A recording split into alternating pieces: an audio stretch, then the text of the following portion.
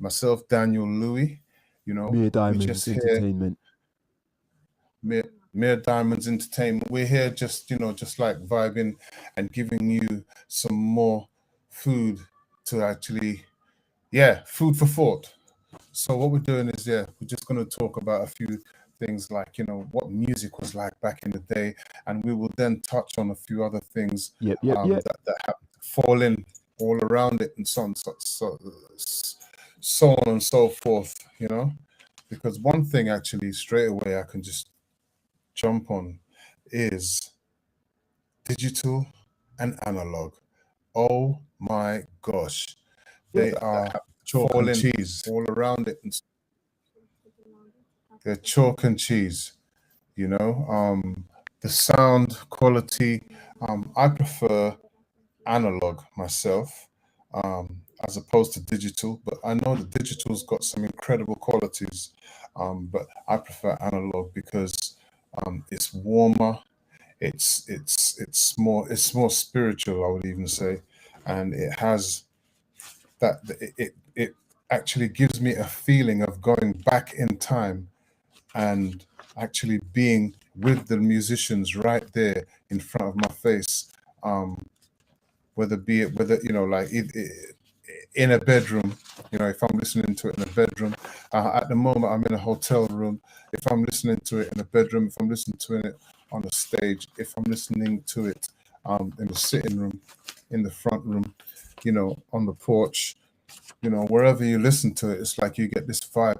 But I'm saying that the sound that comes out through the speakers is incredible, and the vibrations are second to none as far as I'm concerned. Whereas digital, they tend to compress. They compress everything.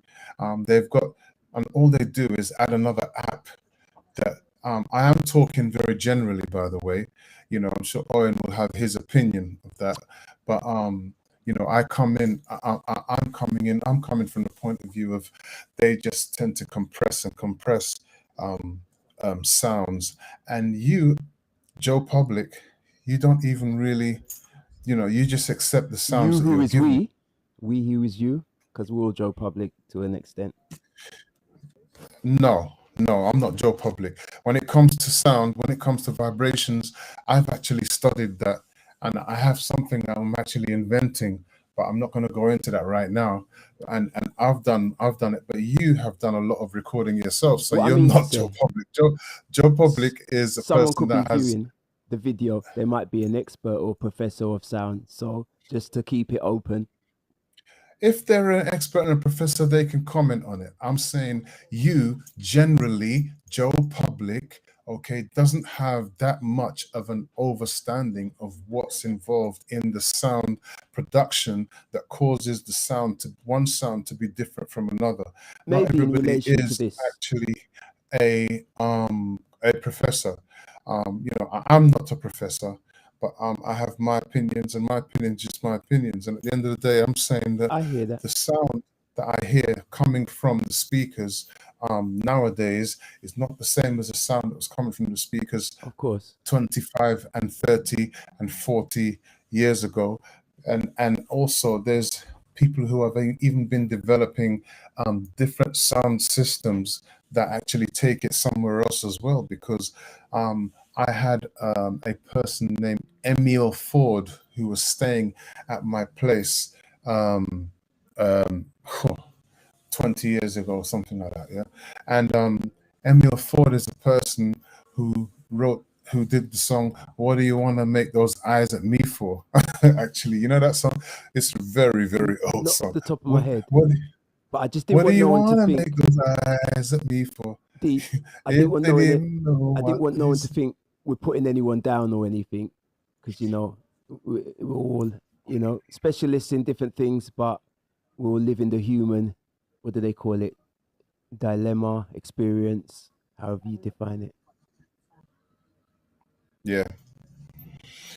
And Emil Ford is a person that basically he has created something called the Emil system, and he said that crossovers don't work. He actually said crossovers do not work. And while he was at my place, he was actually doing experiments as well. And then he even What do you mean went by to a crossovers? studio.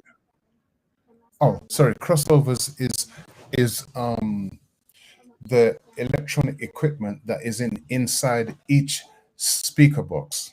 Yeah, the crossover Yeah. unit. So every speaker box has something called a crossover unit inside of it, For those who don't and know. that separates the low frequency from the mid range and the very high frequencies, which is the bass, mid range, and tweeter or treble sounds.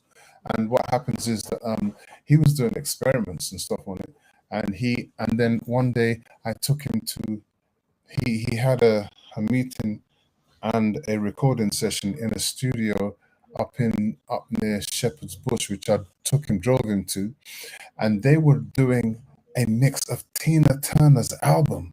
Interesting. Yeah, Tina Turner's album with the R.I.P. video as well. The legend. Right, R.I.P. the great, beautiful Tina Turner. And he put his sound system. He set up his system in the studio, and attached it all to their sound, which is the monitor speakers in the studio, because he was developing it for monitor speakers, because that is the monitor speakers, for the people who don't know, is a setup that is used by people by engineers So to D, hear the sound in its raw stage. so D, to sort of condense it, you're saying he was setting up a crossover unit or some kind of unit for a studio monitor system. Yeah. Okay, I get it. So, and he had many different versions of it, and he was doing experiments while he was at my place. He was always continuously doing experiments on it. And what he did was, how I met him is that he mixed an album for some guys who were going to put a CD together for He's the a sound St. Lucia engineer. Jazz Festival. So you say this Yeah. guy's an inventor and sound engineer. Interesting. Yeah, and he was putting some sounds together. So he was putting, these guys were bringing different tracks from different St. Lucian artists to him, and then he was then mixing them to make them all sound like they're coming from one, like they were Wow. all recorded in one studio. Like, so you've got like an overall sound that sounds balanced, as opposed to all these different studios on one CD, which just takes the EQ and the whole balance all over the place. And he put it together. It's done quite well. It's called Trois Pitons, which means the three peaks. Subtle effect that you're talking about there. If you're saying that when you get each recording on your album, and obviously they might not all be done in the same space or mixed in exactly the same way, so there'll be a slight difference. You're saying he developed something that will unify the sound, so there's that some kind of commonality.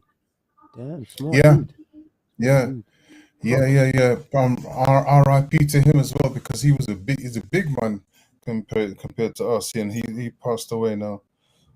Wow. He had a #1 hit back in the day with a song called "What Do You Want to Make Those Eyes at Me For?" That Same whole dude. story about how he got that #1. Yeah. Let me look up that. That whole story about how he got that was amazing as well. You know, he won a competition. What do you want to make those eyes at me for? You want to make those eyes at me for? Yeah.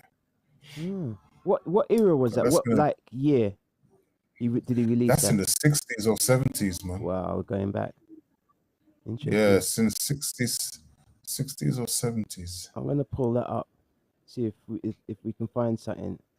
What do you want to make those eyes at me for? Song by Emil Ford and the Checkmates, 1990. Yep, that's the one. That's the one. It says, what do you want to make those eyes at me for? What do you want to make those eyes at me for? If they don't mean what they say, what they say, me glad. That's right. They make me sad. I thought he was gonna play. They make me wanna copyright on YouTube. Unfortunately, they make me want a lot of things that I never had. Damn, interesting. Hopefully, what do you want to make those eyes at me for? We won't get slammed for just reading out those lyrics. They say. You know, YouTube sometimes they're very exact Yeah. with this stuff. That's a very And interesting fact, Daniel. I would never have yeah. known that And if you didn't guess bring it what? up. Yeah, and he says that he's got a condition called synesthesia or Synthet- synesthesia, right? Synesthesia. And yeah, and he said that that is what enabled him to actually because he said he won a competition. They won a competition, right? To be on the B side of an album of a record because this is like obviously the records were 45 RPMs that vinyl, right? It's a Synth really interesting synth story. Syneth, synthesis, neurological condition. it's Ah. synesthesia, something Oh, like that. Synesthesia, synesthesia. synesthesia, yeah, Yeah, synesthesia, or something like that. Yeah, it's a and he disorder. said, hmm. Mm. Do with the And what memory. happens is yeah, and he said that they won a competition, right, Owen, Mm-hmm. right, to do it to get on the B side of a record that was going out there, right? Right. And then when they went to the studio and these guys saw these guys who had won the thing, right? They weren't really interested in them. So they went on a tea break as they do, right? Yeah. This story is amazing. They went on a tea War break, right? stories. And when they went on a tea break, Mm. right? Emil went into the studio and they recorded the entire song in one sitting, That's right? crazy. And that was the song that became The hit that B side became came the A side, the A which side. became the hit. When Right they came place, back, these guys right are like, time, right right time. people. That's right, Mm. right. And that song became the hit, and that's how the song became the hit. Daniel, What? speaking about hits and A sides and B sides and the analog era, I'm just gonna shout out something that was in our comments on FB from the last Yeah. time we was doing a music talk stream last Hmm. week, I think it was. So Masingi just shared some game with us, and he reminded us that after releasing the album out of many people, the first and only Jazz Warriors album release, they did Yeah. release a single and they did an Okay. arrangement of Herbie Hancock's Chameleon. I almost forgot. I Wicked. remember that now. And it was a good version. Yeah. And I think it was Jason Yard and some other people maybe done the arrangement on that. Did Sean, they release that one? yeah, that was out. I remember hearing it on Jazz FM, I think, and it did quite well in the charts. Because after that, you Okay. had Yeah. Yeah. bands like Us Three. Remember the hip hop group that had Yeah. Us three. Yeah. jazz backing, and they, I think they did a version. They did the other version of Chameleon. The no, Mm. sorry, I'm mixing it up with Watermelon Man. I got Herbie Hancock on Watermelon the Man. brain. Yeah, Yeah. they Yeah. did a Yeah. version of Watermelon Man. Yeah, the original. Mm. I'm confusing the two. So Sean Corby also shout out to Sean Corby. He reminds us that they did tunes. This is the after that first album release when they did the second album that didn't get released. He said they did tunes by Jason Yard. You mentioned him on the last stream. Um, Plus Beyond That Fast Star Africa by Fayaz De Ginny. Don't know if you know him. Mhm. Chris McGregor and some other stuff. He says great Right. lineup of a new generation and veteran warriors like Adrian Reed. I remember Adrian Reed was the first piano player, isn't it? Yeah. For the Warriors. Yep. Adrian Reed. Yep. Kevin Robinson, Alfie Mark Mondesir. Yeah, Alfie Robinson, I remember. A vibraphone Alfie player. Robinson. Yep. Yep. Legendary. Played with him a couple of Mark times. Mondesir, the legendary bassist. Drummer, Michael Mondesir, his bassist, and brother. drummer. Yeah. And Mark. Um, Yeah. and Mark and Michael. oh yeah, Larry did play bass. I think that's when Larry just joined the Jazz Warriors for that second album. Okay. He played on some of those tracks too. So I just thought I'll throw that into the mix while we was talking about song releases, etc. Yeah. So you're back in the '60s now with the analog era. You was talking about your mate who was the musician, sound engineer, and inventor, which reminds me of, is it Stan Getz, the virtuoso Stan guitarist, Getz, who also no, saxophone. sorry, not Stan Stan Getz, Getz the is a tenor saxophone player. player. Sorry, not Stan Getz. The guitar player with the guitars named after Stanley him. Tarantine. No. I went totally in the wrong direction. It's I'll tell you what, old man brain. It's okay. You're allowed to It's make a not. mistake. There's many great musicians out in the world. And so this guy is, I'm talking about Les Paul. I'm sure it's Les Paul I'm Oh, talking Les about, Paul. because he was an Okay. inventor and virtuoso guitarist. Because I remember he devised some kind of pickup system for the electric jazz guitar Oh when yes, that's right. I electric remember that guitars now. weren't even a thing. Yeah. Yeah, There's Paul. yeah. I understand he had one of them old recording systems, where it recorded straight to the vinyl. He said he Right. carted around to his hotel. It's either the vinyl or going further back, the ones you used to see post Victorian era, where it had that round spool thing that Yeah, it yeah. recorded on pre Oh yeah, pre yeah. That tape, round. that round spool, and that's what it recorded the audio on. Damn, that's going back. Amazing, He said he would record in his amazing. hotel room, straight to that device, and then take that into the radio station. Well before the digital era, people was doing the That home sounds like studio thing. way ahead of its time. Way Yep, ahead of its time. Wow. most definitely, most Wow, definitely. that's something else, man. This There's is so like many more than people that fun haven't facts. been. Yeah, you were saying, Daniel. Go on.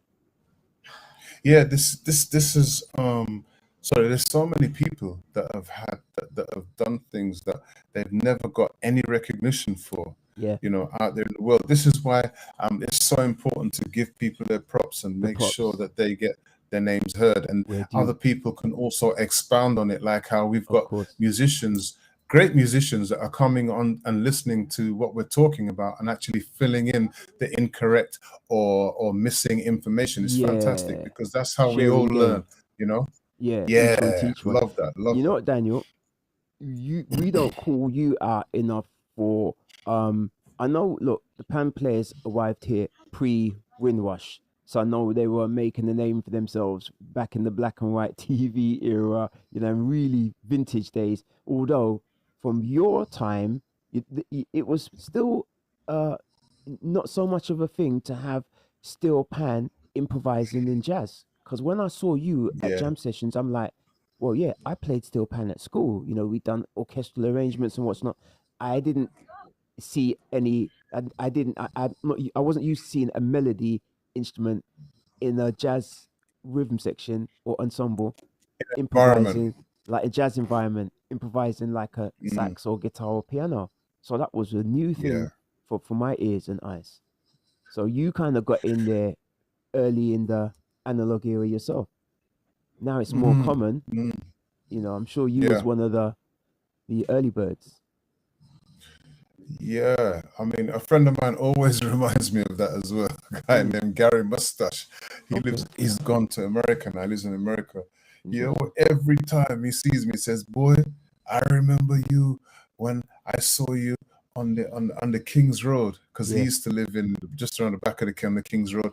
And he said, "And I remember seeing you the first time in the limelight, Mm, you know, back in the mm, day." And he's a Trinidadian, so obviously he knows about pan. He's a nice pan yeah. player as well. Yeah. And Yeah. he's saying, "Boy, I don't know where you come from, but I in there looking around for some chicks." And Yeah. he used to call them chicks, the girl. Yeah. And Yeah. Of he's saying course. he see me there. Like, where's this guy? Where's The- this dude beam up from?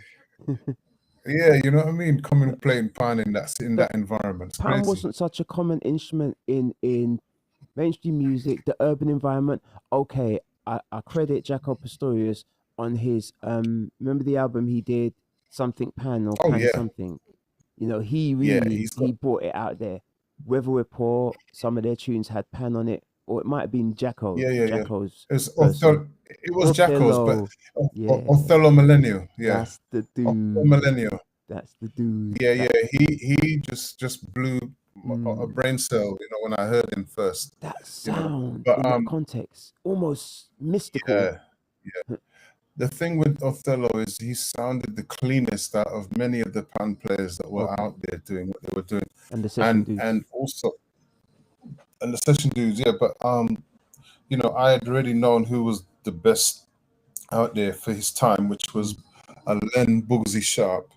Who's that? He was one of the top Len greatest Len Bugsy Sharp. His name Len is. He was Bugsy one of the Sharp. greatest. If anyone He's still alive, wants to guys. look him up, if you haven't heard of him, any Oh, of these names we call out, feel free to Google them, do your research, and you'll find out some more in-depth detail of what was going on before the era we're absolutely. in, before the Hey, man. laptop, Well, before that Google, was then. before the search engine. Now, one of the top steel pan players out there now. He lives in is it Hawaii or somewhere like that. His name is Victor Provost. I've heard of Victor him. Provost. Yeah. Let me tell you something. He is the closest thing to a fully fledged jazz steel pan Whoa. player. That's doing it in the environment, in the way that it's meant to be done. Yeah. Something that I have been, you know, striving for Yeah. in my career, in my playing attitude on the I instrument. hear that. Victor Provost. You know what, Victor D? Provost. Big shout out to Victor Provost, man. Yep. I'm thinking at some point in the near future, we want to do a series where we bring in some musicians from the analog era, you know, who are still around, if we can locate them and do a series on different instruments, or even just bring in somebody who can really shed a broad insight and light onto a particular instrument, and then we just bring them on the show and let them just educate. Yeah, absolutely. I mean, We should you do that. know, and also, you know, if we're coming from a DJ perspective, I Yeah. believe that we can also play tracks as well. We don't have to play the entire track, but I don't think we'd be doing any copyright It gets issues no, it gets if sketchy. we did that. Trust me. It's not so much the copyright strikes, which you know what effect that has on your channel. It's just the claims.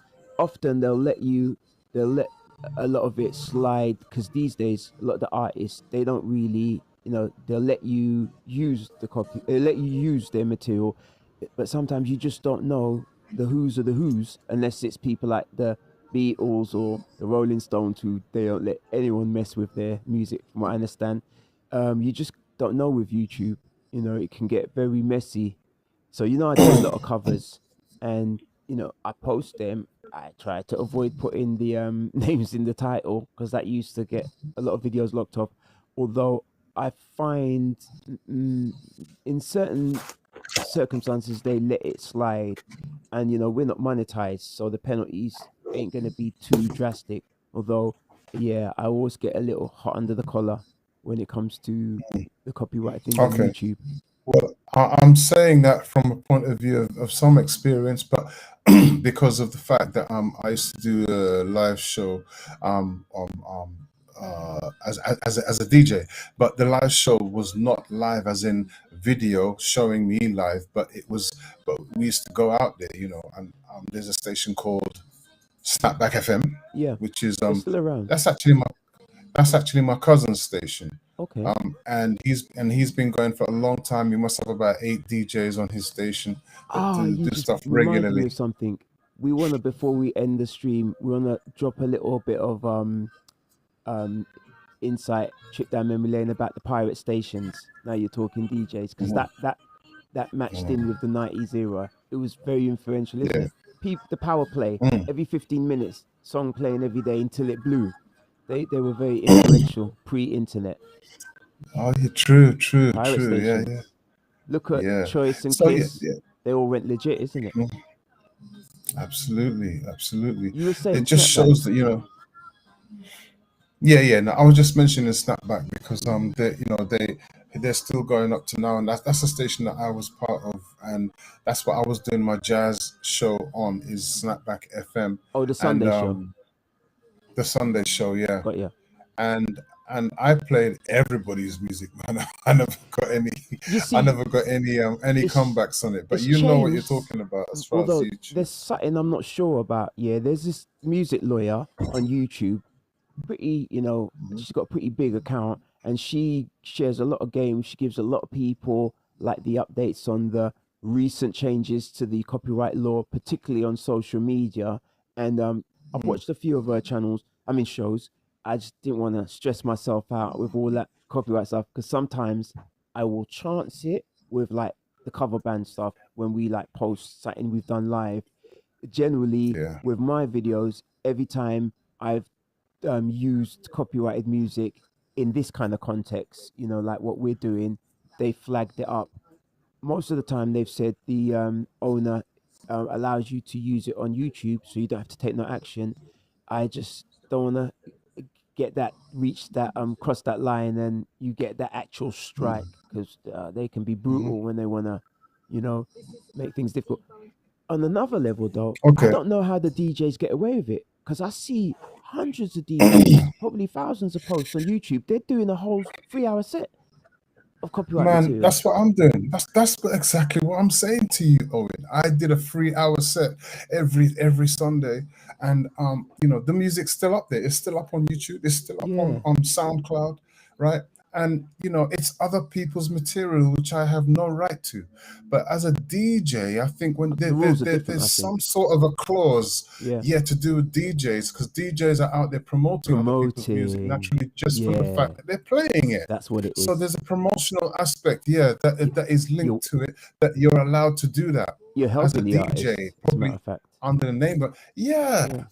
Whereas a band, they look at it and like you're I taking think their mechanical rights or ah, intellectual also, rights yes, also as a band or on artist. the level of PRS, which you just mentioned at Mm, exactly the right yeah.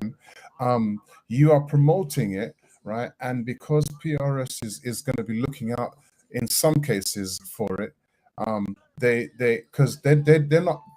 One thing people don't realize about PRS, they're not out there looking out for your work so that they can pay you. Yeah, you have to actually inform them so that you can be paid. Yeah, But anyway, registration, but with that, etc.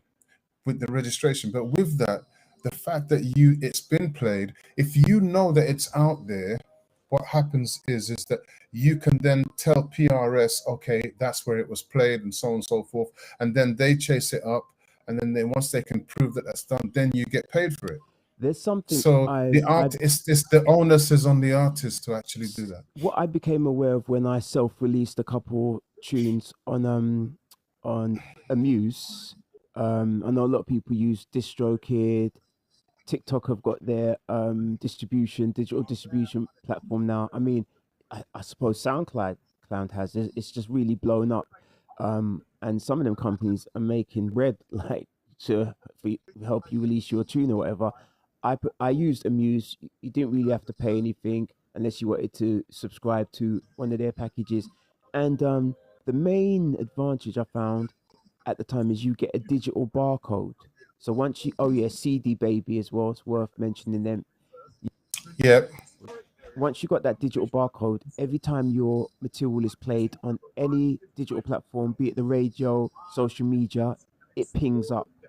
So Hmm. the algorithm knows who the owner is if it's registered to you. Yeah. So you can run that stuff all Hmm. day long on your account, because it matches up.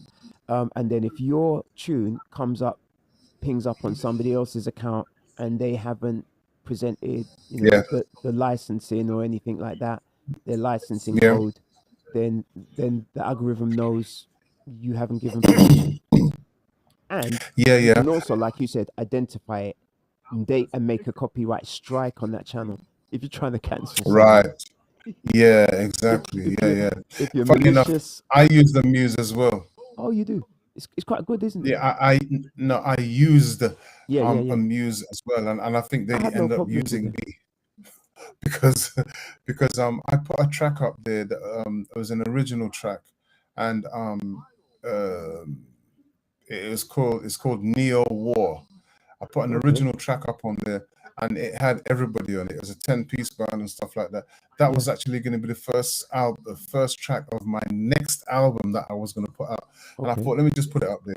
It had a singer, it had someone speaking on it, it had, Mm. oh God, about 10 musicians Did on you there register all and the an artist. artists on the back end when you was filling out the form? to submit it? Yes, I Okay. think I did. Yeah, Yeah. right. And then the channel bloody shut down because it was an app, Who wasn't it? shut It was an down? app on my phone. No, our music's still running. Amuse. Trust me, I pay a yearly I know. subscription. Yeah. Yeah, but what I'm saying is that when I did it, the phone, it was on my app, and then it was on my phone, sorry, and then when I went into it, it was no longer there. In fact, it's like it looked like they completely just shut down and took away the app, and then You and mean then you're after, saying Amuse shut down? yeah, that's what it looked They're like. still they're still they're still But I they're still know I around. found out years later, a couple of years later, that it's there. There you go. But really and Amuse. truly, That's the yeah, the account. yellow app, yeah. But I Yeah. found out that years later that it's there. But when I tried to log in with my original details, it wouldn't let me log in. It didn't know me, didn't It's a logging recognize in me, don't know issue. nothing about me. I had the issue as well, right, to change my password. I think some of that stuff is login stuff. Yeah, sometimes you Mm. have to just renew your password.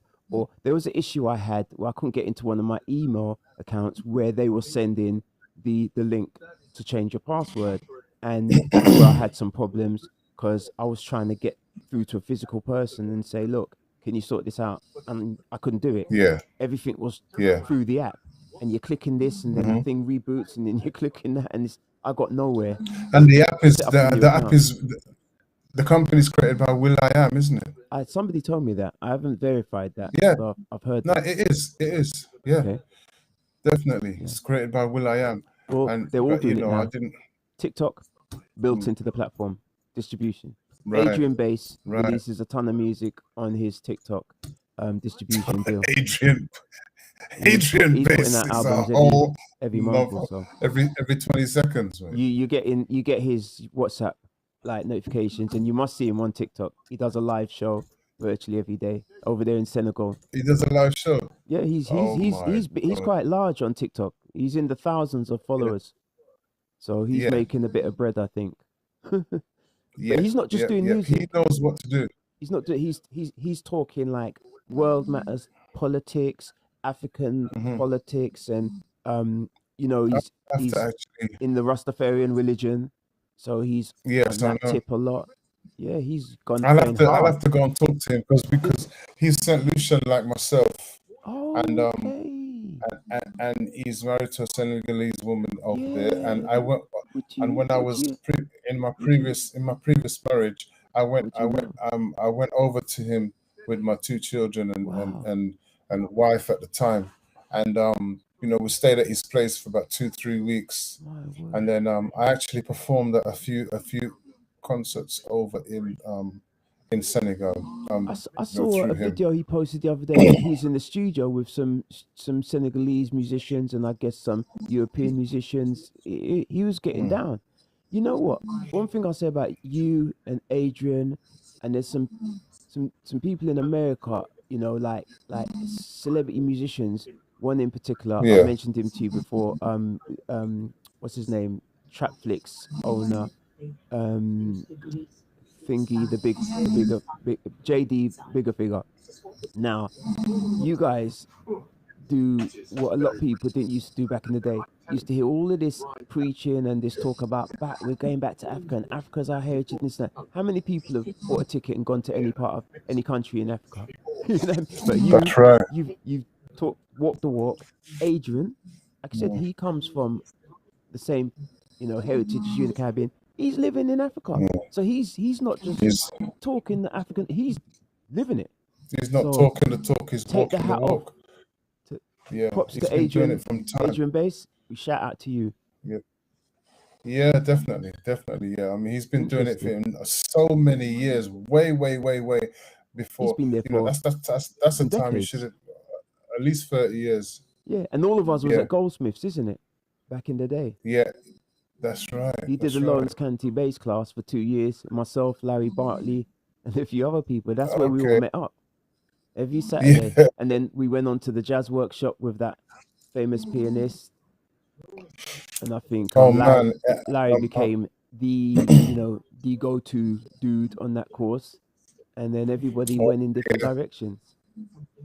mhm. Yeah, I'll that tell is you who back I in the used to day. love talking about talking about goldsmiths. Yeah. Shout out to George A.D. man. Fuck George that A.D. guy. Remind me. He was one of the instructors there. He was a wicked. That man knew music. He had music coming out of his everything. Wow. Yeah. And he did a course for a George repertoire and oral. A.D. I took a Oh. repertoire and oral course with him. Mm, Yeah.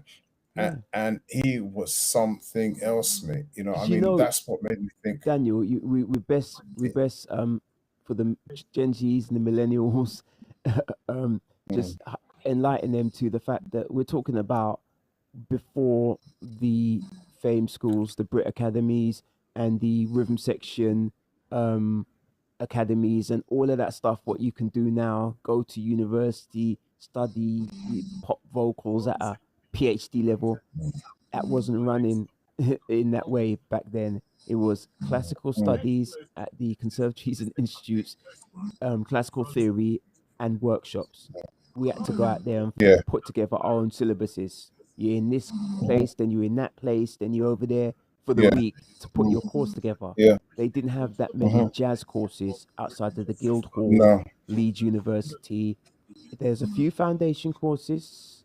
Um, the only one I knew of at first was in King's Cross at Grazing Road. King Cross. What's it called? King's King's College. College. Yeah. Kingsway I know Preston. the working Kingsway man's Preston. college. Preston. No, it's Kingsway Preston Oh, College. okay. Yeah. That's Okay. the Yeah. one. Yeah. That's the one. So they did a foundation course, and trust me that I ended up there um about the second year of because a mate of mine was there before me, and that's how I managed to get on the course, audition for it, and that's where I ran into a lot of the people that I worked with in the beginning of when I was doing music.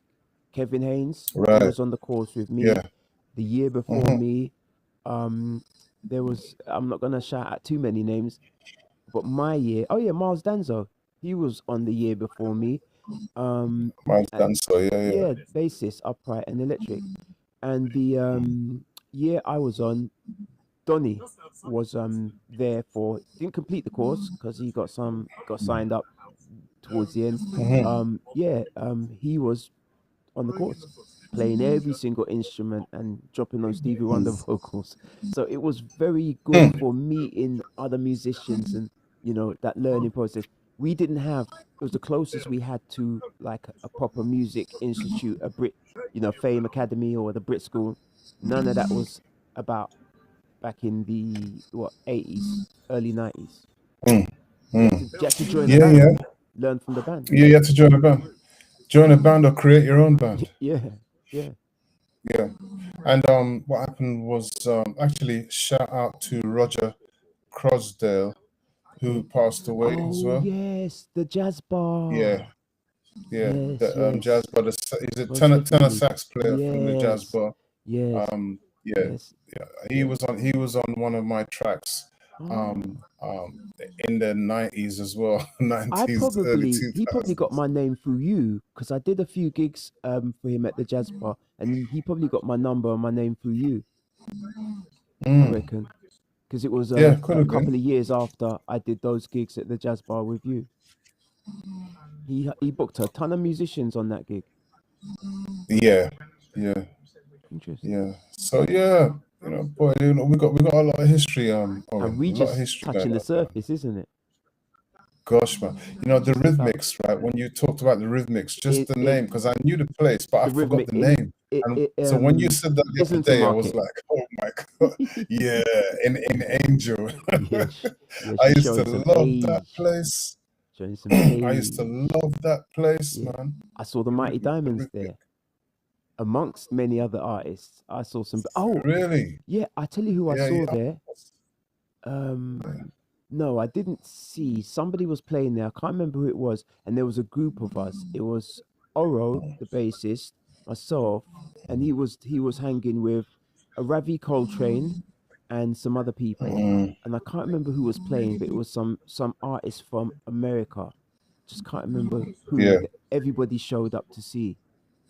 Um, Yeah. yeah, that place was the spot for a while. That place was the spot, mate, Yeah, for a good little while. it Still, there's a almost lot going on overtook the there, Jazz Cafe for a period. isn't it? Yeah, because Tomorrow's Yeah, Warriors, definitely. after about 3 years at the Jazz Cafe on a Sunday, we shifted to the Rhythmic for about a year and a half, and then we Yep. shifted back to the Jazz Cafe for about another year. Okay.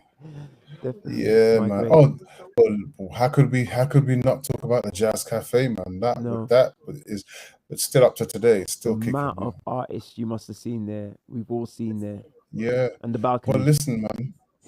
Well, guess what? Oh, Keith, wait, Guess what? just wanna that reminded me of him because I think that's probably where I first met him, and I just have to say I Mm, shouted him out in the comments on FB the other day. Just want to shout him out again because he comes to mind at yeah. times. He gave me some, opened some doors, gave me some opportunities in my early days, and then decades later we crossed paths at a jam session that I was doing over at the Union Jack. He happened to Mhm. he was celebrating someone's birthday party at Nolia's Gallery around the corner. They all came All onto this. right. Yeah, she brought them over because we was doing a jam, and she said, "Look, there's some musicians. Is it all right if they get on stage and play?" So I'm not even really Yeah. looking up or looking around. I my head down, playing the bass with the guitarist. Yeah. I hear this Yeah. flute, Yeah. and I'm like, "Wait a minute, this guy can actually play." And then when she called out the Yeah. names, I said, "How many people in the UK can play at that level and have Yeah. that name that kind of rings a bell?" And I looked up. I'm like, Yeah. "Damn, that's Keith." And this is after about a 20-year gap, haven't crossed paths with this dude. So that was just Oh something else. God. And then after that, for about 4 years in a row, he was booking me for gigs in his band. But what where I take off Wow. my hat is, from what I understand, he's run that band for over 30 years, maybe coming on 50 years or 40 years, definitely some many Mm, decades. And anyone who yeah. can keep something going for that long, different permutations of musicians, etc. It's just that's a legacy. Yeah. You gotta know what you're That's doing to huge. sustain that. And his That's own huge. playing. That's huge because So it takes some level of, I band like to leader, use the word tenacity. no joke, as a band leader. I Sideman like is to one use the thing. word tenacity. Yeah. Yeah, because you have to have some that's a level of dedication And and patience. The patience. Yeah, personalities you're exactly. dealing with as Oh musicians, my we God. don't always make it If easy. people if people don't know, musicians ain't easy to deal with, right? Not Because necessarily. there's a lot going on. Yeah, there's special needs in some Trust me. cases. And sometimes the higher the skill level, it ain't. Yeah, you get some very humble, highly skilled musicians, but Mm, it ain't always the one thing yeah, goes with the other. So you got to be some yeah, patient that's right. dudes to manage musicians. Mm. Fairly impressed. On that note, Mm, we could talk so much more on that, but we can. on that note, something I thought about um a long time ago now, but is that John Tucson and Courtney Pine, Oh, John Tucson. right? That's another And person I Courtney have to Pine. give props, and Courtney Pine, because both of them, I can't say at that age and stage that I handled all the opportunities in a smart and respectful way. Regardless, I have to give both of those two dudes major props for, because as you age and you look back and you draw from what you learned in your younger days, some of the Mm. things you may not have fully appreciated at the time, but you At the don't time, forget. Yeah, you don't forget those people who stepped in and gave open doors and gave opportunities, along with Guy yep. Crosby, definitely John Tucson and Courtney Pine. Just the brief interaction I had with him, couple Mm. conversations, those things, you know, game is game. And They when stay people, with you. yeah, they stay with you. You've said it. They stay with you forever. They stay with you, Sure and do. add to and create part of your character. They add to another, Character building. like another jigsaw puzzle Yeah. in your character. A Yeah, brick in in the wall. characteristics of who you are. And every time you're in So that true. particular situation again, you Comes remember. You back. think, Yeah. definitely. That's the John whole. Tucson. Yeah. That's a name. Yeah, John Tucson, yeah, he's a great guy. But what I was actually going to say about it Hmm. is that, you know, guys like those two, Hmm. they're both giants. Yeah. They would never, they would never be on the same stage with each other because of their characters and everything about kind of Well, their Trump and approach to Elon what they Musk. do. Not the ideal There you go. analogy, but you know, There you go. It's similar. yeah, You know. two big And characters but I and wasn't thinking innovators. about that.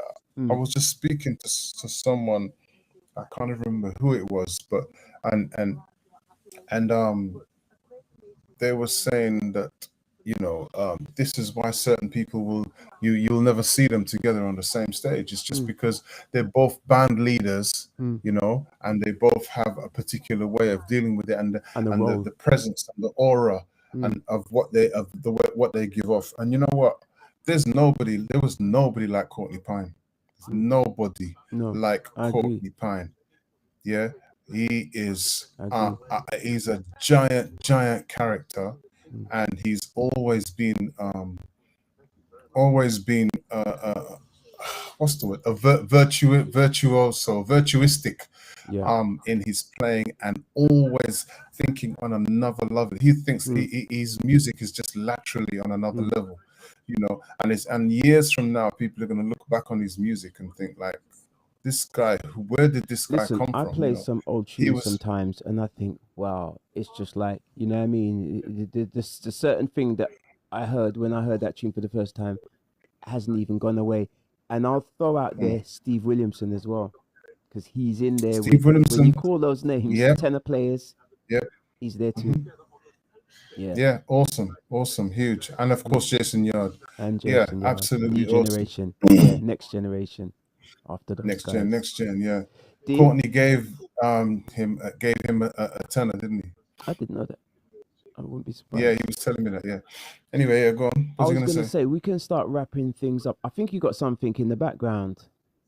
Um, unless it's on my end. Yeah, Can you hear it? yeah. What is it? Yeah, don't worry about it. Just Okay. continue. So I think we can wrap up Yeah. now anyway, and then we'll return tomorrow with another subject, and hopefully share some more war stories and a little hmm bit of game along the way. We hope, Yeah. and give you both of our differing at times perspectives. So don't stress if you see me and Daniel locking horns at times, or if the Yeah. dynamics get a bit testy. Yeah. Yeah. You Yeah. know, Yeah. Yeah. it's the nature of it, and It's the we all nature. flow in the way we move, and we allow each Yep. other to walk how we walk as well. So that's the organicness hmm of what we're trying to do here. So Mm. once again, thank you for spending time with myself and Daniel Louis here at CornerSpeak / Mere Diamonds Entertainment. Owen Uadier, Daniel Louis, be good, be safe, be creative. I'll hand over to D before we step out. Be good, be safe, be creative, and use right knowledge, right wisdom, and use the right overstanding, which gives you that power to make the best decisions you can ever make in your life. And you don't have to be a musician or any type of a thing like that to be No, creative, to be good creative, and all the rest of it. You just have to be true to yourself. And if you can do that, yeah, there's nothing that you cannot achieve, whether you are 10, 20, 30, 40, 50, 60, 70, or 80. Yeah. So never too let's young, never go. too Let's old. go. That's So right. for now, Blessed and love. we out. D, I'll catch up with you tomorrow on the next stream. People, thank you. Let's do this again.